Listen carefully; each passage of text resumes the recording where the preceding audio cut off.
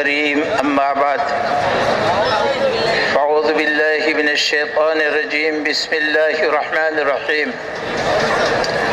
والذين جاهدوا فينا لنهدينهم سبلنا وإن الله لمع المحسنين۔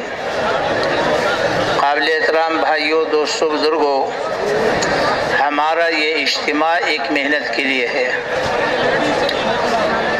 اور یہ انبیاء اکرام علیہ السلام کی محنت ہے۔ اس محنت کے اندر اللہ نے خاصیت رکھی ہے کہ اگر اپنے اصول و آداب کے ساتھ وجود میں آ جائے تو اللہ سبحانہ و تعالیٰ کامل دین کو زندہ فرمائیں گے۔ اور دین کی یہ خاصیت ہے، دین اسلام کے اندر اللہ نے خاصیت رکھی ہے کہ اگر اصلی شکل میں وجود میں آ جائے تو اللہ سبحانہ و تعالیٰ دین پر چلنے والوں کا ساتھ دیتے ہیں اور باطل کو مغلوب کر کے دکھائیں گے، دین والوں کو غالب کر کے دکھائیں گے۔ اور اس دین کے اندر اللہ سبحانہ و تعالیٰ نے دنیا اور آخرت کی کامیابیاں رکھی ہیں۔ قابل احترام بھائیوں، دوستوں، بزرگوں، اللہ سبحانہ و تعالیٰ ہمارا خالق ہے، ساری مخلوقات کا خالق ہے، بہت بڑا خالق ہے، اکیلا ہے، تنہا ہے۔ اللہ سبحانہ و تعالیٰ ہمارا مالک ہے، ساری مخلوقات کا مالک ہے، ساری مخلوقات پر اللہ سبحانہ و تعالیٰ کا قبضہ ہے۔ ساری مخلوقات کو اللہ سبحانہ و تعالیٰ نے جکڑا ہوا ہے، ساری مخلوقات کے اندر جو کچھ رکھا ہے اللہ نے رکھا ہے، جو بھی صفات کسی مخلوق کے اندر موجود ہے اللہ نے رکھی ہے۔ جب چاہے اس کی صفت کو بدل دے، جب چاہے اس کو چھین لے، جب چاہے اس کو برقرار رکھے۔ اللہ سبحانہ و تعالیٰ ہمارا رب ہے، ساری مخلوقات کا رب ہے، زمینوں کا، آسمانوں کا، فرشتوں کا، انسانوں کا، جنات کا، ساری مخلوقات کا رب ہے۔ رب وہ ہے جو تمام ضرورتوں کو پورا کرنے والا۔ ساری مخلوق اللہ کی محتاج ہے، ہم اور آپ سارے کے سارے اللہ کے محتاج ہیں، قدم قدم پر ہم اللہ کے محتاج ہیں۔ اور ہمارا سب اللہ سبحانہ و تعالیٰ علیم ہے، خبیر ہے، ہماری تمام ضرورتوں کو جاننے والا ہے اور ساری مخلوقات کی ضرورتوں کو جاننے والا ہے۔ اور اللہ سبحانہ و تعالیٰ ہمارا سب سے بڑا ہمدرد، سب سے بڑا خیر خواہ۔ اللہ سبحانہ و تعالیٰ سے بڑھ کر کے ہمارا کوئی خیر خواہ نہیں ہے۔ اللہ سبحانہ و تعالیٰ نے مخلوق کو پیدا کر کے اس انسان کو پیدا فرمایا، اور اس انسان کو اللہ نے اپنا خلیفہ بنایا، اور اس انسان کو اللہ نے اشرف المخلوقات بنایا۔ اس انسان کو اللہ نے اپنے لیے بنایا، اور اس انسان کو اللہ سبحانہ وتعالی ہمیشہ ہمیشہ اپنے پاس رکھے گا۔ اس انسان کو اللہ کبھی ختم نہیں کرے گا، چونکہ یہ انسان اللہ کا خلیفہ ہے، اشرف المخلوقات ہے، مخلوق کو اس کی خدمت پہ لگایا ہوا ہے، ساری مخلوق کو اس کی خدمت پہ لگا دیا۔ سورج ہے، چاند ہے، ستارے ہیں، زمین ہے، پہاڑ ہے، ہوائیں ہیں، یہاں تک کہ فرشتوں کو بھی اس کی خدمت پہ لگایا ہوا ہے۔ کوئی مخلوق اس کی خدمت سے انکار نہیں کر سکتا، اللہ کا خلیفہ ہے، اشرف المخلوقات ہے۔ اللہ سبحانہ و تعالیٰ کی ذات کامل ہے، اللہ اپنے تمام صفات کے ساتھ، تمام قدرتوں کے ساتھ، تو اللہ سبحانہ و تعالیٰ ہمیشہ کے لیے ہے، اور اس انسان کو ہمیشہ کے لیے اپنے پاس رکھے گا۔ اس انسان کو اللہ کبھی ختم نہیں کرے گا۔ اللہ سبحانہ و تعالیٰ نے جمع اور آپ کو جتنے مخلوق نظر آ رہی ہے، اس پر اللہ نے فرشتوں کو مقرر کیا ہوا ہے۔ یہ جمع اور آپ کو امور نظر آئے، اس کو تکوینی امور کہتے ہیں۔ تکوینی امور پر اللہ نے فرشتوں کو مقرر کیا ہے۔ सूरज है, चांद है, ज़मीन है, पहाड़ है, हवाएं हैं, पानी है, आग है, रूह डालना, रूह निकालना, रोज़ी पहुंचाना, बारिशें बरसाना, हवाएं चलाना, हालात को बदलना, मौसम को बदलना, हालात को बदलना, ये सारे ऊपर फरिश्तों को अल्लाह ने मुकर्रर किया है। और ये अहकामात अल्लाह के दरबार से आते हैं। इसको तकवीनी उमूर कहते हैं। अल्लाह सुब्हानहू व तआला जैसी चीज़ों का खालिक है वैसे हालात का खालिक है। हालात अल्लाह के फैसले से आते हैं और अल्लाह सुब्हानहू व तआला फरिश्तों को अहकामात देते हैं, मौसम के बदलने का, हवाओं के चलाने का, बारिशों के बरसाने का, रोज़ी के पहुंचाने का, हालात के बदलने का, रूह डालने का, रूह निकालने का अल्लाह फरिश्तों को हिदायत देते हैं, जिससे हालात बनते रहते हैं। तो अल्लाह सुब्हानहू व तआला ने जब इंसान को पैदा फरमाया तो अल्लाह ने तमाम फरिश्तों को इसके सामने झुका दिया, सारे फरिश्तों से सजदा कराया।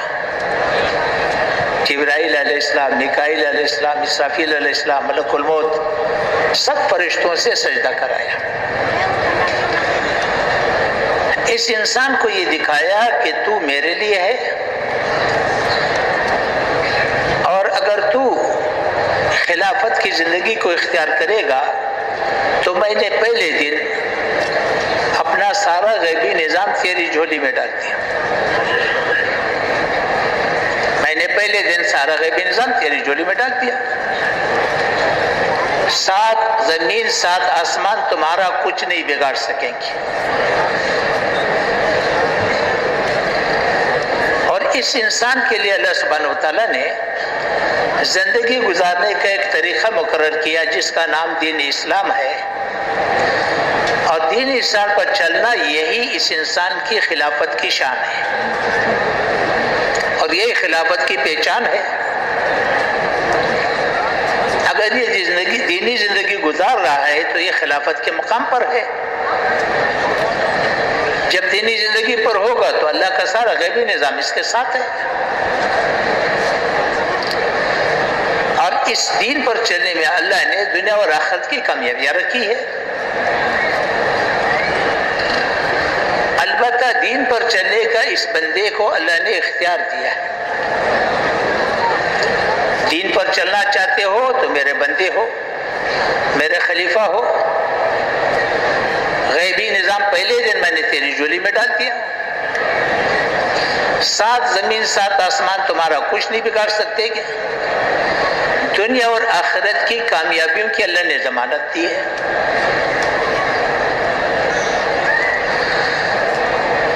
अगर चलना नहीं चाहते हो तो तेरे गले में रस्सी डाल करके नहीं चलाऊंगा, इसलिए कि दीन में जबर कोई नहीं है।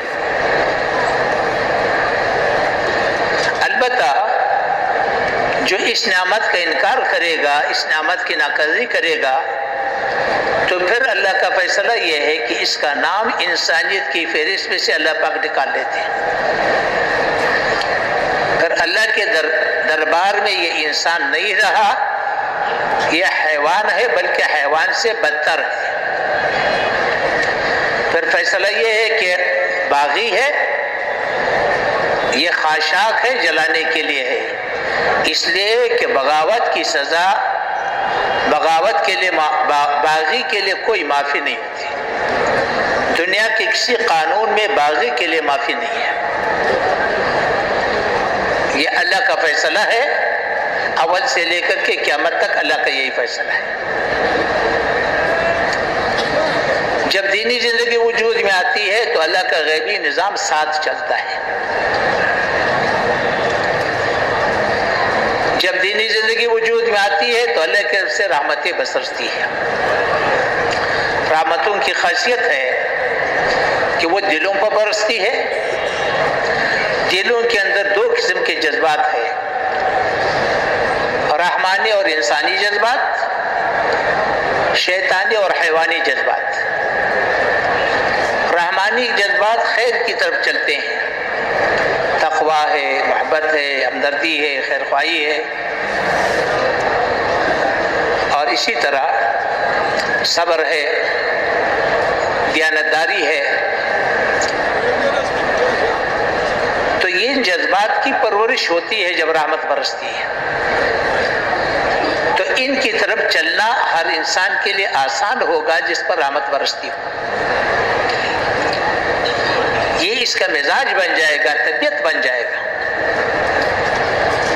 جو شیطانی جذبات ہے، حسد ہے، کینہ ہے، بغض ہے، دشمنی ہے، کبر ہے، خیانت ہے، تو ان جذبات کی پھر پرورش نہیں ہوگی، مزمحل ہوں گے. پھر ان چیزوں سے بچنا اس کے لیے آسان ہوگا، اس کا مزاج بن جائے گا. اب یہ انسان جہاں جائے گا اس سے خیر پھیلے گا، جس سے واسطہ پڑے گا اس کو خیر ملے گا. شر سے بچنا آسان، خیر کی طرف بڑھنا آسان. چونکہ انسان کو اللہ نے بنایا ہے اشرف المخلوقات، لیکن محتاج بھی بنایا ہے. کیونکہ یہ بیوی کا محتاج ہے، اولاد کا محتاج ہے، حکمران کا محتاج ہے، رعایا کا محتاج ہے، تاجر کا محتاج ہے، زارع کا محتاج ہے، گلکار کا محتاج ہے، قدم قدم پر محتاج ہے. انسان اکیلا زندگی نہیں گزار سکتا، اس کا ایک دوسرے سے واسطہ پڑتا ہے. اس کی ضرورتیں ایک دوسرے کے ساتھ ٹکراتی رہتی ہے. ایک کی ضرورت دوسرے کی ذمہ داری، اس کی ضرورت دوسرے کی ذمہ داری، ایک کی ضرورت دوسرے کی ذمہ داری. تو اللہ جل شانہ نے جو احکامات عطا فرمائے ہیں وہ اسی لحاظ سے عطا فرمائے ہیں. حکمران رعایا سے کیا چاہتا ہے؟ یا اللہ نے رعایا کا دین بنایا، یا اللہ نے رعایا کا دین، رعایا تو حکمران سے کیا چاہتا ہے؟ اللہ حکمران کا دین بنائے. والدین اولاد سے کیا چاہتے ہیں؟ اولاد کا دین ہے. اولاد والدین سے کیا چاہتے ہیں؟ والدین کا دین ہے. غریب مالدار سے کیا چاہتا ہے؟ مالدار کا دین ہے. مالدار غریب سے کیا چاہتے ہیں؟ یہ غریب کا دین ہے. لیکن ان حقوق کا اس وقت لحاظ رکھا جائے گا، ان ذمہ داریوں کو اس وقت رکھا جائے گا جب زندگی کی بنیاد ایمان ہو، اللہ ہو، آخرت ہو، دینی زندگی ہو. تو رحمتوں کی خاصیت ہے کہ آدمی کے لیے دین پر چلنا آسان ہے، شر سے بچنا آسان، خیر کے پر چلنا آسان. پھر اللہ پاک محبتوں کی بارش کرے گا. دلوں میں محبتیں اللہ ڈالتا ہے، کوئی نہیں ڈال سکتا. نکال لیا تو بیٹا مصیبت، محبت نکال لی تو بیوی مصیبت، محبت نکالی تو بھائی مصیبت، رشتہ دار مصیبت. محبتوں کو تو اللہ ڈالتا ہے، اللہ نکالتا ہے. دنیا کو کوئی طاقت محبت کو نہیں نکال سکتا ہے، ڈال سکتا ہے. تو اللہ سبحانہ وتعالیٰ دین کی برکت سے محبتوں کی بارش کرے گا، رحمتوں کی بارش کرے گا، برکتوں کی بارش کرے گا. تھوڑی آمدنی ہوگی، سارے کام بنے ہوئے. جھونپڑی میں رہنے والا کسی کا محتاج نہیں ہوگا، تھوڑی آمدنی والا کسی کا محتاج نہیں ہوگا. 5,000 کما لیا، اللہ نے برکت ڈال دی، 50,000 سے زیادہ کام بن گیا. جب برکت اٹھا لی جاتی ہے تو 50 لاکھ کما لیے لیکن ضرورتیں پورے نہ ہو، پھر بھی محتاج. تو اللہ سبحانہ وتعالیٰ برکتوں کی بارش کرے گا، اطمینان کی بارش کرے گا. جھونپڑی والے کو جھونپڑی میں اطمینان دے گا، بیمار کو بیماری میں اطمینان دے گا، غریب کو غربت میں اطمینان دے گا، مالدار کو مال میں اطمینان دے گا، قرآن کو قرآن میں اطمینان دے گا. اللہ اللہ ہے. ابراہیم علیہ السلام کو آگ میں اطمینان دیا، یوسف علیہ السلام کو جیل میں اطمینان دیا، ایوب علیہ السلام کو بیماری میں اطمینان دیا، اور سلیمان علیہ السلام کو تخت میں اطمینان دیا. تو اللہ سبحانہ وتعالیٰ دنیا آخرت کی زندگی بنائے گا.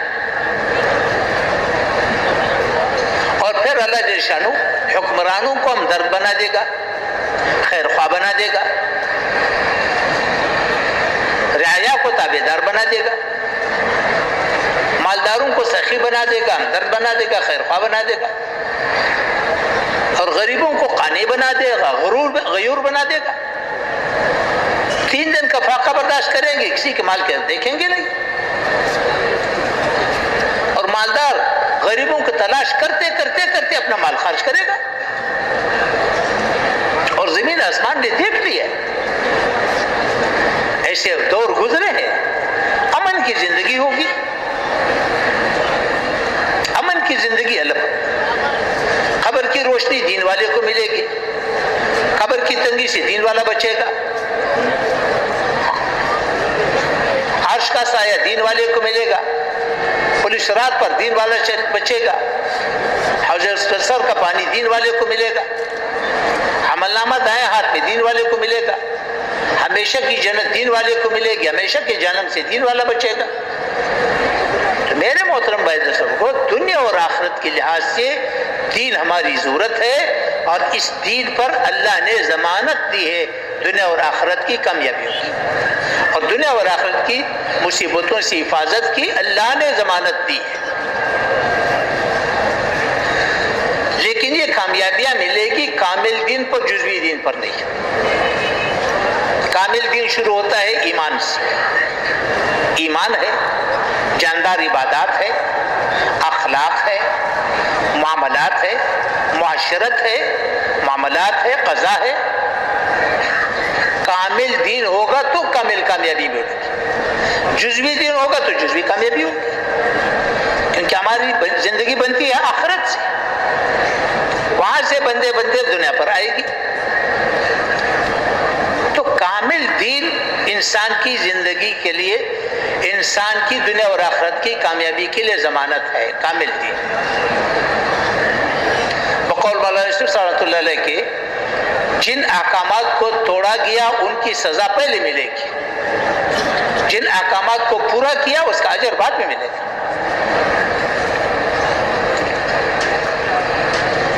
ایک تو یہ بات. اگلی بات یہ ہے کہ دینی زندگی وجود میں آتی ہے نبی کی محنت سے. دنیا کو اللہ نے دارالاسباب بنایا. ہر زمانے میں دینی زندگی وجود میں آئی ہے نبی کی محنت سے، اور قیامت تک دینی زندگی وجود میں آئے گی نبی کی محنت سے. دنیا دارالاسباب ہے. کاش سبب ہے غلے کا، شادی سبب ہے اولاد کا، مختار کل اللہ ہے. کاش جو کاشت کو اختیار کرے گا، کاشت کی محنت کو اختیار کرے گا، پھر اللہ کی مرضی ہے اس کو غلہ دے یا نہ دے. لیکن عموماً اللہ غلہ دیتا ہے. ساری دنیا کے انسان جنات مل کر کے گندم کا ایک دانہ نہیں بنا سکتے. ساری دنیا کے انسان جنات مل کر کے انسان کے جسم کا ایک پورا نہیں بنا سکتے. غلہ تو اللہ دے گا، لیکن فصل اللہ دے گا، لیکن کاشت کے بعد دے گا. اولاد اللہ دے گا، شادی کے بعد دے گا. دین کو اللہ زندہ کرے گا، باطل کو اللہ مغلوب کرے گا. ہم نہیں کر سکتے، لیکن کب کرے گا؟ جب نبی کی محنت ہو. ہر زمانے میں دین کو اللہ نے زندہ کیا، نبی کی محنت سے زندہ کیا. ضابطہ بتایا. اور ہر زمانے میں دین زندہ ہوگا، نبی کی محنت سے زندہ ہوگا. حضور صلی اللہ علیہ وسلم کے بعد کوئی نبی نہیں آئے گا. اللہ نے یہ محنت امت کو عطا فرمائی ہے. اب اس میں دیکھنے کی بات سب سے پہلے تو یہ بات ہے کہ محنت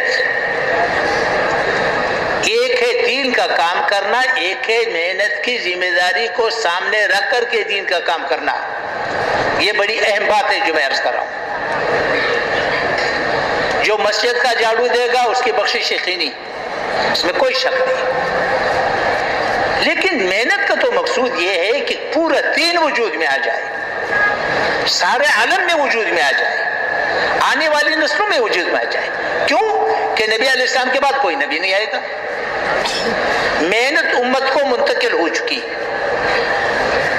ہر امتی محنت کا ذمہ دار ہے، ایک بات. اور دوسری بات یہ بتاؤں، ہر امتی کے اندر اللہ نے استعداد رکھی ہے کہ وہ پورے دین کے زندہ کرنے کا ذریعہ بن سکتا ہے. اگر استعداد نہ ہوتا تو اللہ کبھی مطالبہ نہ کرتا. اللہ سبحانہ وتعالی پہلے سرمایہ دیتے ہیں پھر مطالبہ کرتے ہیں. سرمایہ پہلے دیا. ہر امتی کے اندر یہ استعداد ہے کہ پورے دین کے وجود کا ذریعہ بن سکتا ہے. نبی علیہ السلام اکیلے تھے, کوئی ساتھ نہیں تھا. محنت کی, ایک مجموعہ بنایا, پورے عالم میں دین پہنچا دیا, آج تک ہم تک پہنچ گیا.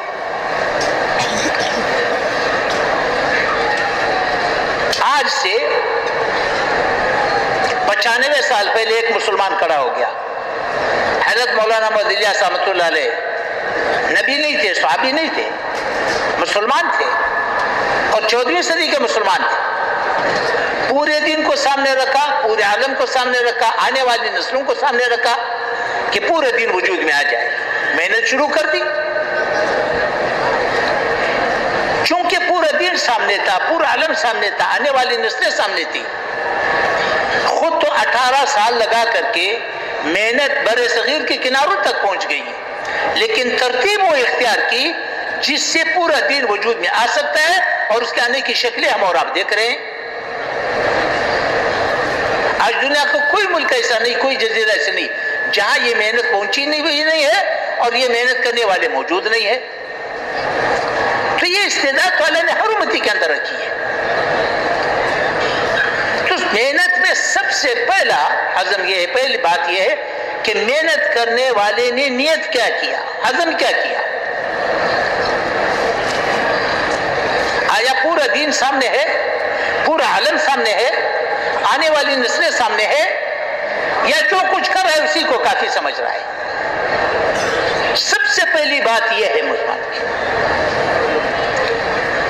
جو کچھ کر رہا ہے اگر اس پر مطمئن ہے تو آگے نہیں جا سکے گا. اور یہی اس وقت مشکل پیش آ رہی ہے. مشکل یہ پیش آ رہی کہ دین کی محنت کام کرنے والا جتنا کر رہا ہے, جس سطح پر بھی کر رہا ہے, اس سے زیادہ اپنے ذمہ نہیں سمجھتا. حالانکہ ختم نبوت کا تقاضا تو پہلا یہ ہے کہ پورے دین کی نیت کرو, پورے عالم کی نیت کرو, آنے والی نسلوں کی نیت کرو. اب سوچو کہ مجھے کیا کرنا ہے. حاجی صاحب رحمۃ اللہ فرمایا کرتے تھے کہ کل کو سامنے رکھ کر کے جز میں لگو, کل کو سامنے رکھ کر کے جز میں لگو. اور یہ ختم نبوت کا تقاضا ہے. ہر امتی کے ذمہ پوری امت ہے, پوری امت کے ذمہ ہر امتی ہے. اس لیے ایک ایک بیان میں فرماتے تھے ہم امتی ہے, ہم امتی ہے, ہم امتی ہے. ہر امتی ذمہ دار ہے, پورے دین کی ذمہ دار ہے. اب جب پورے دین کی ذمہ داری ہمارے اوپر ہے تو سب سے پہلے تو یہ دیکھنا پڑے گا کہ دین ہے کتنا اور ہمارے پاس کتنا ہے. سب تو یہ دیکھنا پڑے گا موجود کتنا ہے, مٹا ہوا کتنا ہے.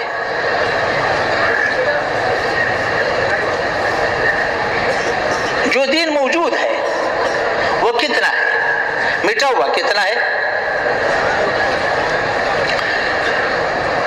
7 کروڑ انسانی آبادی ہے, 2/3 انسانی آبادی تو کلمے سے محروم ہے, مرتے ہی سیدھا جہنم میں ڈالے جائیں گے.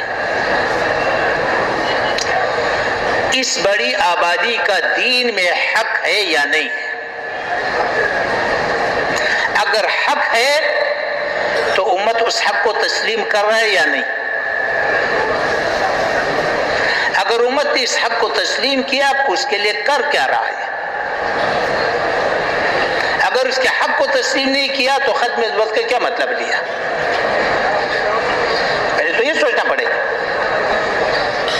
2/3 انسانی آبادی کلمے سے کیوں محروم ہے؟ مسلمان کلمے کی زندگی سے محروم ہے. مسلمان کلمے کی زندگی سے کیوں محروم ہے؟ مسلمان کلمے کی محنت سے محروم ہے. کلمے کی محنت ہوگی تو کلمے کی زندگی ہوگی. وہ تو کہتے ہیں اسلام دکھاؤ. اسلام تو ان کو نہیں دکھایا جا سکتا, ہمارے پاس تو نہیں ہے. ان کو دکھانے کے لیے اسلام تو ہمارے پاس نہیں ہے. اس وقت تو بات اس پر مبین ہے کہ دین محفوظ ہے. دین تو محفوظ ہے, بے شک محفوظ ہے, لیکن کہاں محفوظ ہے؟ بازار کا دین بازار میں محفوظ ہے یا الماری میں؟ کچہری کے دین کچہری میں محفوظ ہے یا الماری میں؟ معاشرت کا دین معاشرت میں محفوظ ہے یا الماری میں؟ ہاں، ہمارے گھروں کا دین گھروں میں زندگی محفوظ ہے یا الماری میں؟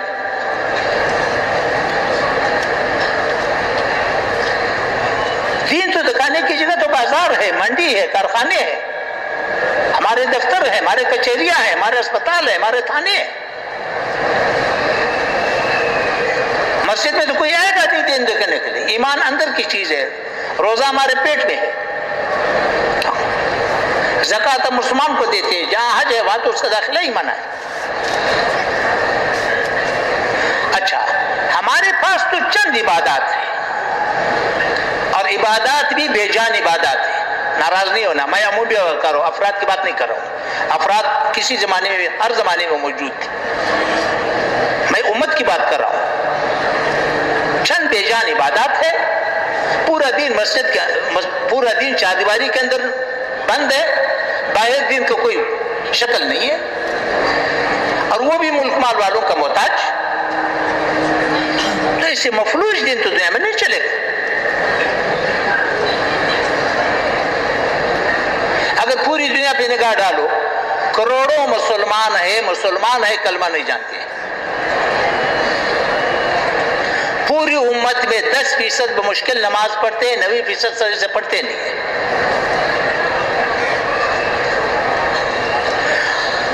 جو 10% نماز پڑھتے ہیں اس میں سے 90% وہ ہے جو نماز سیکھتے بھی نہیں ہیں، جن کی نماز اس کے منہ پر ماری جاتی ہے۔ تو چند عبادات کئی بھی یہ حال ہے، باقی دین معاشرت کا دین، اخلاق، معاملات، معاشرت، تو ہمارے پاس تو اتنا دین بچ گیا، اتنا مٹ گیا۔ اور جو آدمی جن کی کام جتنا کر رہا ہے اس کو کافی سمجھ رہا ہے، اس سے زیادہ اپنے ذمہ سمجھ نہیں رہا اور اس پر مطمئن ہے۔ میرے محترم بھائی بہنوں، سب سے پہلے تو یہ دیکھنا ہے کہ ہمارے پاس اگلی بات، نبی جب بھی آیا ہے ان لوگوں میں آیا ہے جو دین نہیں چاہتے ہیں۔ نبی ہمیشہ ان لوگوں میں آیا ہے جو دین نہیں چاہتے ہیں۔ نبی کی محنت کے ہمیشہ 2 مرحلے، پہلا مرحلہ لوگوں کو دین پر آمادہ اور تیار کرنا، اس مرحلے میں نبی لوگوں کے پیچھے پھرتا ہے، لوگ تکذیب کرتے ہیں، نفرت کرتے ہیں، نبی سے بھاگتے رہتے ہیں، نبی کو اذیت دیتے ہیں، نبی کی بات سننے کو تیار نہیں ہوتے، نبی پیچھے پھرتا رہتا ہے، ان کی اذیتوں کو برداشت کرتا رہتا ہے، اور رات کو کھڑے ہو کر کے ان کو اللہ سے مانگتا رہتا ہے، اللہ کو مناتا رہتا ہے۔ یہ نبی کی محنت کا پہلا مرحلہ ہے۔ دوسرا مرحلہ، جب لوگ تیار ہو گئے، آمادہ ہو گئے، تو اب نبی درمیان میں بیٹھا ہے، لوگ اس پر جمع ہے، نبی کی تصدیق کرتے ہیں، محبت کرتے ہیں، عقیدت رکھتے ہیں، نبی کی بات کو اطمینان سے سنتے ہیں، سینے سے لگاتے ہیں، اس پر عمل کرتے ہیں۔ یہ ہر نبی کی محنت کا دوسرا مرحلہ ہے۔ پہلے مرحلے کا نام تبلیغ ہے، دوسرے مرحلے کا نام تعلیم ہے، تربیت ہے، تزکیہ ہے۔ اب اتنا دین تو مٹا ہوا ہے، تھوڑا سا دین ہمارے پاس بچ گیا، جو دین بچ گیا اس کی حفاظت ہمارے ذمہ ہے، جو دین مٹ گیا اس کو وجود میں لانے کے لیے محنت ضروری ہے، یہ دونوں ضروری ہے۔ جو مٹ گیا اس کو وجود میں لانا اقامت دین ہے، جو دین موجود ہے اس کی حفاظت ضروری ہے۔ اب اگر نبی کی محنت کو دیکھا جائے، نبی کی محنت کا پہلا مرحلہ مٹے ہوئے دین کے لیے ہے، مٹے ہوئے دین کے لیے۔ نماز نہیں پڑھتا اس کے پیچھے جانا پڑے گا، نماز سیکھتا نہیں اس کے پیچھے جانا پڑے گا، دین جانتا ہے لیکن اس پر چلتا نہیں ہے، کیوں نہیں چلتا؟ اندر نہیں چاہتا، پہلے تو طلب پیدا کرنی پڑے گی، اس کے پیچھے پھرنا پڑے گا، اور حکمت کے ساتھ، تدبر کے ساتھ، حکمت کے ساتھ اس کو ایک ماحول میں لا کر کے آمادہ کرنا پڑتا ہے۔ صرف کھڑے ہو کر کے سنائیں گے تو ہمارے ساتھ جھگڑے گا، کھڑے ہو کر کے سنائیں گے تو ہمارے گلے پڑے گا۔ محنت تو اس کی حکمت ہے، تبلیغ میں تو حکمت ہے۔ اس لیے پوری امت کو لینے کی ضرورت ہے، پوری امت کو۔ ہماری محنت میں تعدیہ ہے۔ تعدیہ کیا ہے؟ کہ امت کو متحرک کرو، کام پر لگاتے رہو، اس کو بھی لگانے پر لگا لو، اس کو بھی لگانے پر لگا دو۔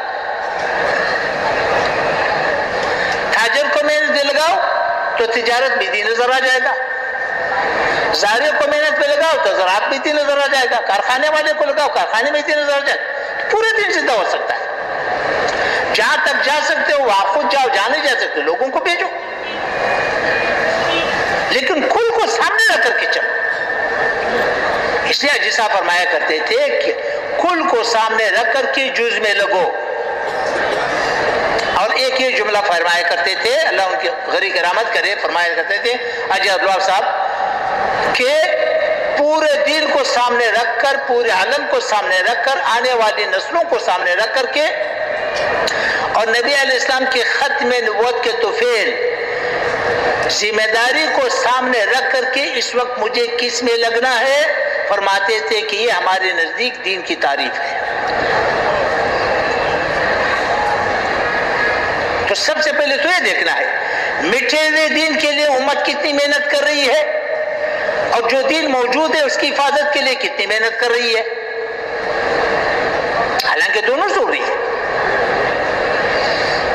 موجود دین کی حفاظت بھی ضروری ہے، مٹھے ہوئے دین کو وجود میں لانا بھی ضروری ہے۔ مٹھے ہوئے دین کے لیے جب تک امت کو متحرک نہیں کریں گے، بے طلب امت کے پیچھے پھریں گے نہیں، ایک ایک امتی کو کام پر تیار نہیں کریں گے، مٹھا ہوا دین تو وجود میں آئے گا نہیں۔ جب مٹھا ہوا دین وجود میں نہیں آئے گا تو موجودہ دین کی بھی ہم حفاظت نہیں کر سکتے، اس لیے کہ بے طلب امت کو ہم نے اپنے حال پہ چھوڑ دیا، اور باطل نے بے طلب امت کو سینے سے لگا لیا۔ ہم نے دھکا دے دیا، باطل نے سینے سے لگا دیا، اور اس بے طلب امت کو دین کے مٹانے پہ لگایا ہوا ہے۔ پوری دنیا میں جاؤ، باطل کے گریبان تک ہمارا کبھی ہاتھ نہیں پہنچے گا۔ کروڑوں مسلمان باطل کی حفاظت پر کلے ہوئے گئے، دین کی حفاظت کے بجائے باطل کی حفاظت پر لگے ہوئے ہیں۔ حالانکہ اس کے اندر استعداد ہے، ضرورت کیا ہے کہ باطل کہ اس امت کو سینے سے لگانے کی ضرورت ہے، اس کے پیچھے پھرنے کی ضرورت ہے۔ ہر امتی کو متحرک کرو، اور یہ استعداد ہر امتی کے اندر موجود ہے کہ ہر امتی ہزاروں لاکھوں کی ہدایت کا ذریعہ بن سکتا ہے، لاکھوں ہزاروں کو متحرک کر سکتا ہے۔ تو پہلا کام یہ ہے کہ امت کو متحرک کرو، مرد کو متحرک کرو، عورت کو متحرک کرو، زارع کو متحرک کرو، کارخانے والے کو متحرک کرو، فلان جو بھی جہاں بھی مسلمان ہے، مسلمان کو جو مسلمان اپنے آپ کہتا ہے اس کو محنت کے لیے متحرک کرو۔ اب اس متحرک کرنے کے لیے ان کے پاس جانا پڑتا ہے، پھرنا پڑتا ہے۔ جن کے اندر طلب ہے یہ خالص سونا ہے، جن کے اندر طلب نہیں ہے اپنے آپ کو مسلمان کہتا ہے یہ سونے کی کان ہے۔ اس وقت ہمارے جتنے دینی ادارے چل رہے ہیں کسی بھی شکل میں ہے وہ طلب والوں پر چل رہے ہیں، اور ہر ادارہ دوسرے سے طلب والے کو لے رہا ہے اپنے ادارے کی اہمیت بتا کر کے، اور ہر آدمی ادارے کی اہمیت ہے، دین کے ہر شعبے کی ضرورت ہے، اور دین کے ہر شعبے کی تکمیل کی ضرورت ہے۔ اب چونکہ ہمارے سارے ادارے دین کے جتنے بھی ادارے ہیں، جتنے بھی شکل وہ سارے ادھورے ہیں، تو ہر آدمی اسی کو سامنے رکھ کر اس کی تکمیل میں لگا ہوا ہے۔ حالانکہ سمجھداری کی بات تو یہ ہے کہ جتنا بھی دیندار طبقہ ہے یا طلب والے ہیں ان کو بے طلبوں پر لگا دو، اس کی زندگی کا ایک حصہ بے طلب لوگوں کو متحرک کرنے پر لگ جائے اور محنت اور اس کی زندگی کا ایک حصہ اپنے ادارے کے اپنے شعبے کے سنبھالنے پر لگ جائے، پھر تو پوری امت متحرک ہو سکتی ہے۔ 10 من سونا ہے، 10 من سونے کی کان پہ لگا دو تو 150 ٹن سونا نکلے گا۔ اس طرف کو متوجہ کرنا، اور نبی علیہ السلام کی محنت میں سب سے پہلا قدم یہ ہے کہ نبی علیہ السلام نے امت کو متحرک کیا۔ ایک تو یہ گزارش ہے، تو اس میں یہ ختم نبوت کا تقاضا ہے کہ ہر امتی پوری امت کا ذمہ دار، پوری امت ہر امتی کا ذمہ دار، اور ایک ایک مسلمان کو ختم نبوت کا یہ مقصد سمجھانا اور اس بنیاد پر اس کو متحرک کرنا۔ دوسری گزارش یہ ہے کہ نبی ہمیشہ جب آیا ہے اللہ نے نبی کو مادی نقشے نہیں دیے، 2-4 کے علاوہ مادی نقشے نبیوں کو نہیں دیے، اور بھیجا ہے ہمیشہ مادی نقشوں والوں کے پاس، جن کے پاس بڑے بڑے مادی نقشے تھے ان کے پاس بھیجا، اور ان کے ذریعے سے بڑے مادی نقشے والوں کو توڑ کے دکھایا، مادی نقشے والوں کو توڑ کے دکھایا۔ نبی کا سرمایہ معیت الہیہ ہے، اللہ کو ساتھ لینا۔ نبی کا اللہ انتخاب کرتا ہے، محنت سے کوئی نبی نہیں بنتا، اللہ نے فیصلہ کر دیا، نبی بنا دیا۔ ابراہیم علیہ السلام کو نبی بنا دیا، موسیٰ علیہ السلام کو نبی بنا دیا، لوط علیہ السلام کو نبی بنا دیا، شعیب علیہ السلام کو نبی بنا دیا۔ نبوت کے لیے نبی کو کچھ نہیں کرنا پڑا، اور پہلے دن یہ صفات ساری دے دی۔ معیت الہیہ موقوف ہے صفات پر، اللہ مومنین کے ساتھ ہے، اللہ صابرین کے ساتھ ہے، اللہ متقین کے ساتھ ہے، اللہ محسنین کے ساتھ ہے۔ یہ وہ قلبی صفات ہے جس کی بنیاد پر بندے کی مدد کی جاتی ہے۔ جس کے پاس یہ صفات ہوں تو اللہ اس کے ساتھ ہے۔ نبی کا اللہ نے انتخاب کیا، پہلے دن کامل یہ صفات دے دی ہے، پہلے دن یہ صفات کامل دے دی ہے۔ ان صفات کے بغیر نبی کی محنت چل نہیں سکتی، یاد رکھو۔ اگر کوئی ان صفات کے بغیر نبی کی محنت کو چلائے گا، یاد رکھو، تو خود بخود محنت مادی بنیادوں پر منتقل ہوگی، تو پھر دین والے کو مال والوں کے سامنے جھکنا پڑے گا، اور یہ مفلوج دین دنیا میں نہیں چلے گا جب تک اللہ کو ساتھ نہ لے۔ اللہ کو ساتھ لینا ضروری ہے۔ نبی کو تو اللہ نے پہلے دن ساری صفات دے دی ہے، امت کو اللہ نے نبی والا کام نبی علیہ السلام کے ذریعے دیا، لیکن وہ صفات نہیں دی۔ اب امت کیا کرے؟ اس کے لیے ہمیں پیچھے دیکھنا پڑے گا۔ حضور صلی اللہ علیہ وسلم نے امت کو محنت پہلے سکھائی، دین بعد بھی سکھایا۔ محنت کے سکھانے پر زیادہ وقت لگایا، دین کے سکھانے پر تھوڑا وقت لگایا۔ نبی علیہ السلام نے محنت کی ابتدا کی ہے تربیت سے، تو پہلے مرحلے میں تربیت ہے، دوسرے مرحلے میں تبلیغ ہے۔ تربیت کے 4 اعمال ہے۔ 13 سال نبی علیہ السلام نے صرف ان اعمال کو امت کو تیار کیا ہے۔ جو بھی کلمہ پڑھتا دعوت دو، مار کھاؤ، ہاتھ مت اٹھاؤ، مقابلہ مت کرو، شکایت مت کرو، ہمدرد بن کے جاؤ، خیر خواہ بن کے جاؤ، بے غرض بن کر کے جاؤ، نرمی سے دعوت دو۔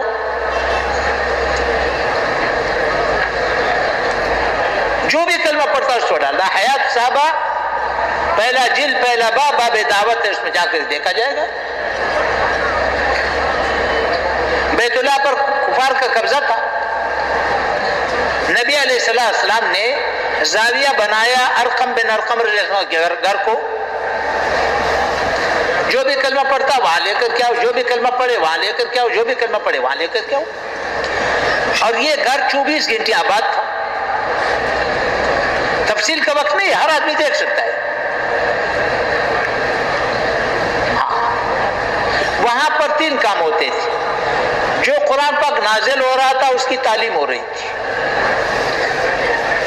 اور ایمان کی مجلس ہوتی تھی، قرآن سمجھایا جاتا تھا، ایمان کی مجلس ہوتی تھی، اور محنت کے مشورے ہوتے تھے،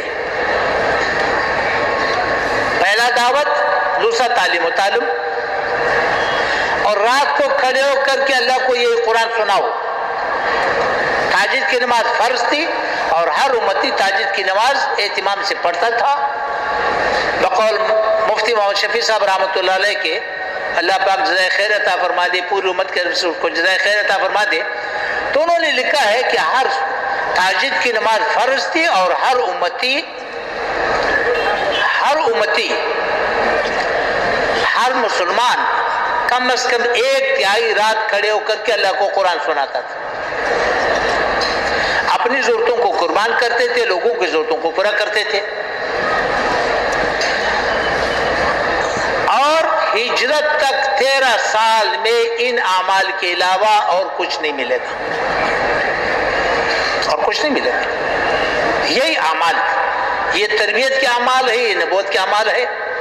مقصود ہے زبان کا کلمہ دل میں اتر جائے، اللہ سے لینا سکھایا، اللہ کو منانا سکھایا، اللہ کے سامنے رونا سکھایا، اللہ کو ساتھ لینا سکھایا، ایمان سکھایا، تقوی سکھایا، اللہ کی عظمت کا استحضار پر لائے، دین کے لیے قربانیاں دینوں کا عادی بنایا، یہ مقصود تھا۔ پھر اس کے بعد امر آیا ہے اب تبلیغ کرو۔ تبلیغ کیا ہے؟ پورا دین، اللہ کا غیبی نظام ساتھ لے کر کے دنیا کے سامنے جاؤ، اب پیش کرو۔ 20 سال لگے ہیں تربیت پر فتح مکہ تک،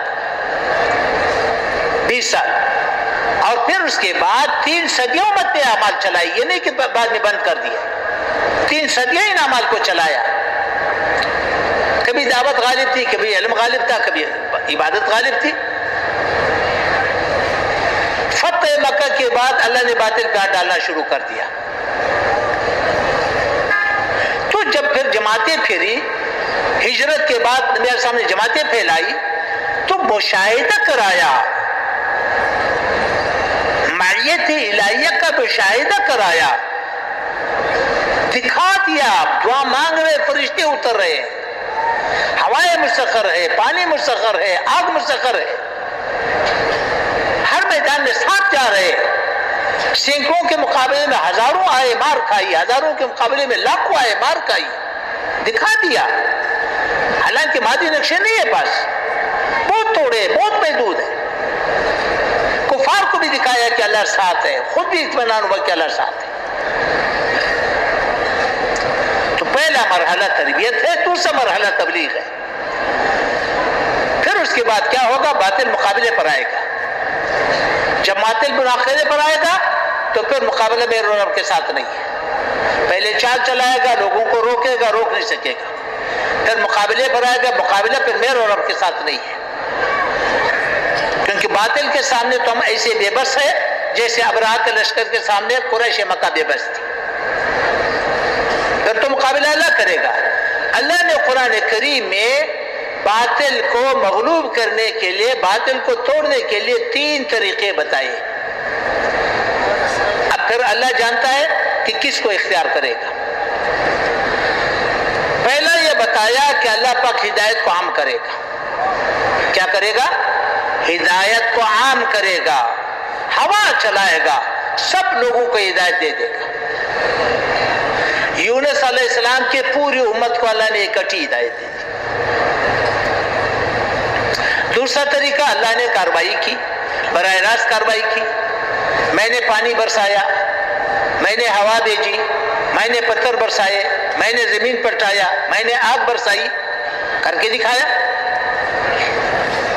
اور تیسرا طریقہ، کمزور کے ذریعے بڑے طاقت کو توڑ کے دکھا دیا۔ جالوت اور طالوت کا واقعہ اسی بنیاد پر سنایا۔ صحابہ کرام، نبی علیہ السلام اور صحابہ کرام کے ساتھ اللہ نے یہی کیا، قرون اولیٰ میں تمام مسلمانوں کے ساتھ اللہ نے یہی کیا۔ تو یہ تربیت کا جو دورانیہ ہے یہ لازمی ہے۔ باطل کو اللہ توڑے گا، ہم نہیں توڑ سکتے، بات بے بس ہے. لیکن باطل کو اللہ کب؟ سب سے پہلے تو تربیت کا مقصود یہ ہے کہ ہم اللہ کو ساتھ لے، اللہ سے لینا سیکھے، اللہ کو منانا سیکھے، اللہ کے سامنے رونا سیکھ لے، اللہ سے مانگنا سیکھ لے، اللہ کا تعلق حاصل کرے، اللہ کی معرفت حاصل کرے، اللہ کو پہچان لے، تاکہ میں اللہ سے لینا آ جائے، جب بھی مشکل پڑے اللہ سے مانگنا آ جائے، اللہ کے سامنے آنسو بہانا آ جائے. دن کو ہوتے تھے میدان میں، رات کو اللہ کے سامنے کھڑے رہتے تھے، روتے رہتے تھے. سیرت کے اندر واقعات ہیں. سب سے زیادہ فتوحات جو ہوئی ہے، جو تیزی سے فتوحات ہوئی، وہ حضرت شیخین کے دور میں، کیونکہ نئی حکومت تھی. اس زمانے کے بڑی حکومتوں کو بیک وقت ہاتھ ڈالا. تو سیرت میں یہ بات سامنے آتی ہے کہ جب بھی کئی مشکل پڑتی وہ مدینہ والوں سے پوچھتے، کسی بھی لشکر کو پیش آتی مدینہ والوں سے پوچھتے. تو مدینہ میں بیٹھے حضرات ان کی رہبری فرماتے. تو اس رہبری میں اس کو خط لکھتے کہ اب یوں کرو یوں کرو یوں کرو. اس میں ایک جملے کا تکرار ہے جو قیامت تک ہماری رہبری کے لیے ہے. وہ جملہ یہ ہوتا تھا، تم نے اللہ کی غیبی مدد حاصل کرنے کی اسباب میں کمی کی ہے. اس کی طرف ہمیشہ متوجہ کرتے تھے، تم نے اللہ کی غیبی مدد حاصل کرنے کے اسباب میں کمی کی ہے. جب تک ہم اللہ کو ساتھ نہیں لیں گے ہم کہیں بھی نہیں چل سکیں گے، نہ دین پر چل سکیں گے نہ دین کی محنت میں چل سکیں گے. اگر کریں گے بھی دین کی محنت تو مال والوں کا اپنے آپ کو محتاج سمجھیں گے. جب دین والے مال والوں کے سامنے جھکیں گے، مفلوج دین ہے، اللہ اس کو قبول نہیں کرے گا اور مخلوق بھی اس کو قبول نہیں کرے گی. اسباب کو اختیار کرنا ہے، ہم نے اسباب پھینکنا نہیں ہے. سارا دین اسباب کے استعمال سے بھرا ہوا ہے. اس کا مطلب یہ ہے کہ اسباب کو پھینکو، ان کو آگ لگا دو. پہلے تو ان کو استعمال سیکھو، اس کو سیکھنا. یہ تو دین ہے کہ اسباب کو استعمال کرو. اسباب کو کس طرح استعمال کرنا ہے، حاصل کس طرح کرنا ہے، استعمال کس طرح کرنا ہے. تو دین کا تو تقاضا یہ ہے کہ یہ نہ سمجھا جائے کہ اس کو آگ لگا دو. اللہ باطل کو توڑے گا 3 شرطوں پر. پہلی شرط یہ ضابطہ ہے. پہلی شرط یہ ہے، فرمایا مسلمانوں کا ایک ایسا مجموعہ تیار ہو جائے جو ساری دنیا کے سامنے دین پیش کرے، جن کی زندگی میں کامل دین ہو، نہ کفر کی ملاوٹ ہو نہ مشابہت ہو. پھر اللہ باطل کو توڑے گا. اگر یہ پیش نہ کیا گیا اور اللہ نے باطل پر ہاتھ ڈال دیا تو فرمایا یاد رکھو تم بھی عذاب سے نہیں بچ سکو گے. یہاں مولانا یوسف رحمۃ اللہ کا ایک قول ہے، جملہ ہے کہ عذاب کی چھینٹیں تمہارے اوپر بھی ایک پڑیں گی اور اللہ کے عذاب کا ایک چھینٹا ہماری بربادی کے لیے کافی ہے. کیوں کہ علت مشترک ہے، اللہ کسی کا رشتہ دار نہیں ہے کہ ایک ہی جرم پر سزا دے، ایک کو سزا دے دوسرے کو چھوڑ دے. دوسری شرط یہ ہے کہ باطل کے پاس جتنے مادی نقشے ہیں اور ان کی بہتات ہے، جب تک یہ مادی نقشے ٹھیکرے نظر نہ آئے اور بے دینی کی وجہ سے تمہیں سارا باطل فقیر ماز نظر نہ آئے، اللہ باطل کو نہیں توڑے گا. اور یہ اس وقت ہوگا جب ہم اللہ کو پہچانتے ہوں، اللہ کی معرفت حاصل ہو، اللہ کا تعلق حاصل ہو، اللہ سے مانگنا آتا ہو، اللہ کو منانا آتا ہو، اللہ کے سامنے رونا جانتے ہوں جیسے صحابہ کرام نے کیا، اللہ کے غیبی نظام کو ساتھ لیا ہو. پھر تو باطل کے سارے نقشے ٹھیکرے نظر آئیں گے. سعد بن ابی وقاص رضی اللہ عنہ 10,000 کا لشکر لے کر کے پانی کو بغیر کشتی کے گزار کے گئے. علا بن حضمی رضی اللہ عنہ، ابو مسلم خولانی رحمۃ اللہ علیہ،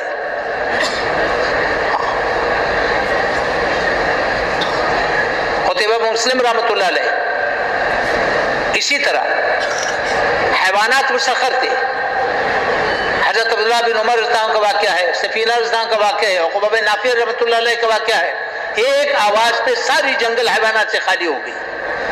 دعا مانگتے تھے فرشتے اترتے تھے, دعا مانگتے تھے ہوائیں مسخر تھی, پانی مسخر تھا, بارش برستی تھی. اللہ سے لینا سیکھا پھر بادل کے سامنے پیش ہو, اس وقت ممکن ہوگا. اور اگر ہم نے یہ نہ کیا, اللہ سے لینا نہ سیکھا, باطل کے نقشوں کا ہمارے دل میں یقین تھا اور اہمیت تھی, تو پھر اور اللہ نے باطل کو توڑ دیا, تو فرمایا ان کے نقشوں پر تم ایک دوسروں کو قتل کرو گے. کیا کرو گے؟ ایک دوسروں کو قتل کرو گے. تیسری شرط, قرون اولا میں جتنی فتوحات ہوئی کبھی بھی مال غنیمت پر کوئی جنگ ثابت نہیں کر سکتا.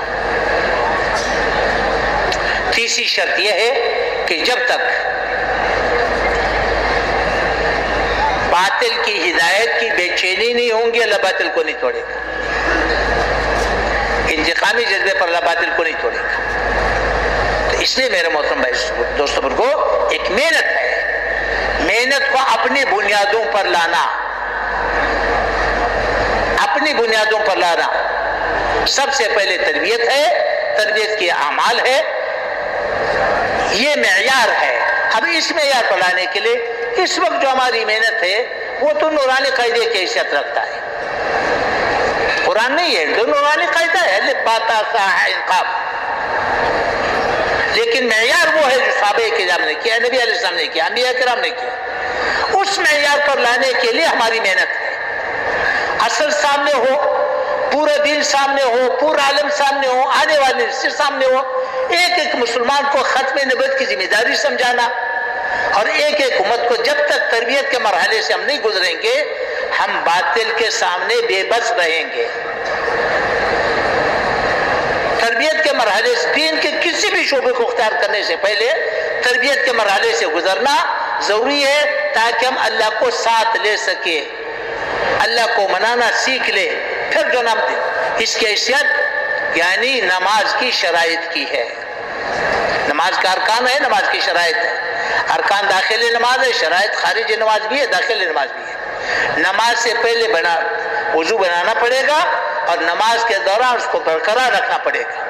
اس لیے پہلے تربیت ہے, تربیت کی صفات حاصل کرے, پھر ان تربیت کی صفات کے ساتھ دین کے جتنے بھی شعبے اس کو چلائے جائے, تو ہر شعبہ دوسرے کا معاون بنے گا, اور ہر شعبہ دین کی تبلیغ کا ذریعہ بنے گا. ہمارے ہر شعبہ مکمل ہو جائے گا, اور پوری امت کو متحرک کرے, پوری امت کے اندر پھرے, اور ساری امت کو اس محنت پر لے آئے.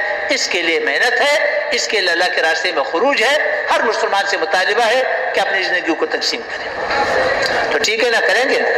کون کون تیار ہے؟ سارے تیار ہیں؟ اچھا, مغرب کے بعد مطالبہ ہوگا, پھر آپ اللہ سارے کھڑے ہو کر کے نام لکھا دو, اللہ کے راستے میں نکلنا. ٹھیک ہے نا, کریں گے نا؟ اچھا, نماز کی تیاری کرو.